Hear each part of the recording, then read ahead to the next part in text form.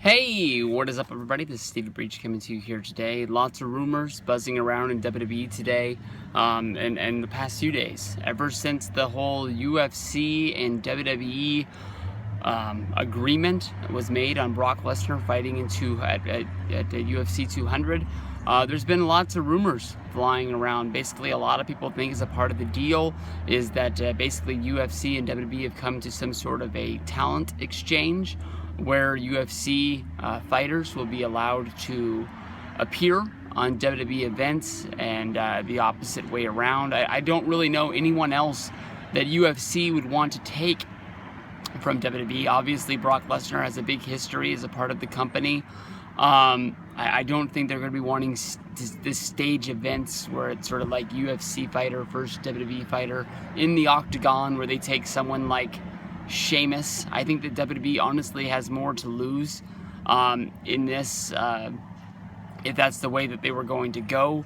Obviously, if they come to WWE, they have some sort of a fixed income. Spoiler alert, sorry to pull back the curtain there for you.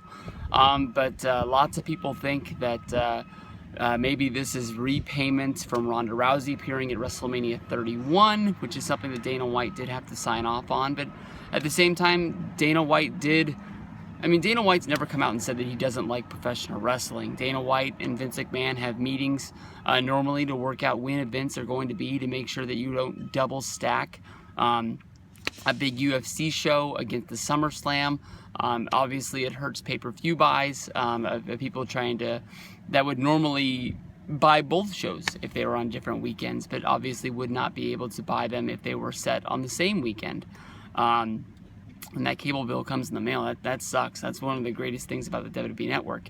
But the rumor that is swirling around right now is that at SummerSlam, Paige VanZant from UFC would be making her appearance in the WWE. The WWE wants to use her. Obviously, I don't really know what direction they would want to go with Paige VanZant. Obviously, one of the best reasons for WWE to use Paige VanZant is obviously how beautiful and how pretty she is. Obviously, she's coming off of a lot of publicity from her appearance on Dancing with the Stars. A lot of people that don't follow UFC will remember that Dancing with the Stars is sort of a rebuilding process for Paige VanZant. I think that a lot of people were really surprised how well she's done, and one of my favorite things about Paige VanZant appearing on Dancing with the Stars is the fact that Dave Meltzer reviews her dancing each and every week on the Wednesday edition of, it's normally on the Tuesday edition of Wrestling Observer that comes with the Monday Night Raw review. But if you do watch UFC, you would know that in her last fight, she got brutalized. She got brutalized to the point where a lot of UFC fans that are fans of Paige VanZant and know that she has a lot of things coming from this,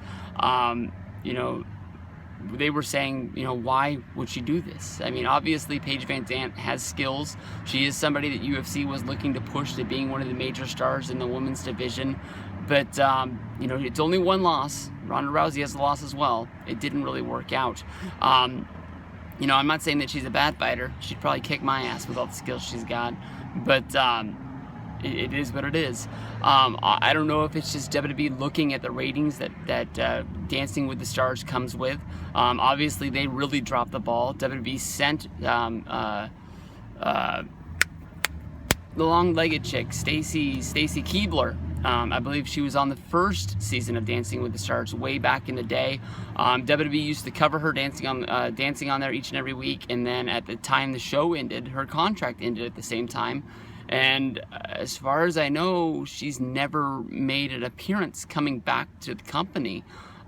She had the fling with her and George Clooney that has since ended, and I think she's gotten married and had a baby since then. But we've never really heard her talked about in the WWE universe since that time.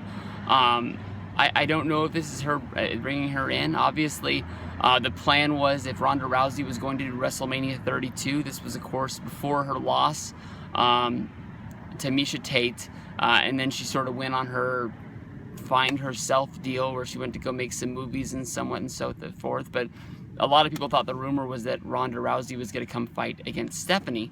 Now, Stephanie, I don't know if she's playing a babyface and she's still a heel, but it obviously looks to me like she's turned.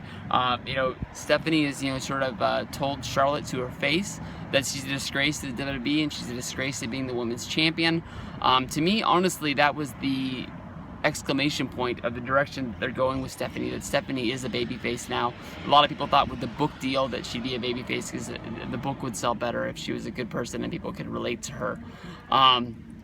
We'll have to see what happens. Obviously, you get the brand split coming, and anything could be changing come July with Stephanie McMahon. But obviously, you couldn't bring Paige VanZant in to fight Stephanie McMahon. So would they bring Paige VanZant in to have a match against Charlotte? And in my mind, a UFC star could beat a WWE person in a non-title match.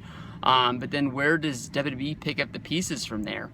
Obviously, when you go back to WrestleMania 31 with Ronda Rousey doing the arm throw to Triple H, and then and sort of leaving room for when is the armbar going to come into effect. Everybody kept thinking that the armbar would come at SummerSlam with sort of a mixed tag, or at the next year's WrestleMania with it being Triple H and Stephanie against The Rock and Ronda Rousey. And then the rumors came out that it was going to be Stephanie against Ronda Rousey with The Rock and Triple H on the outside.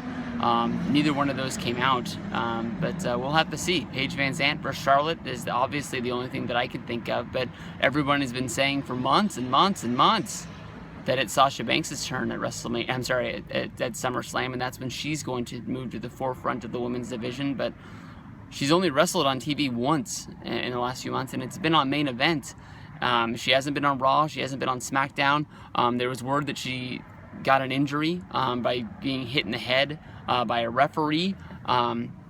Obviously, she wrestled that one match on Main Event, so she must be cleared to wrestle unless there is some sort of long-term lingering effects from that. But we'll have to see what's going on. Paige VanZant and WWE.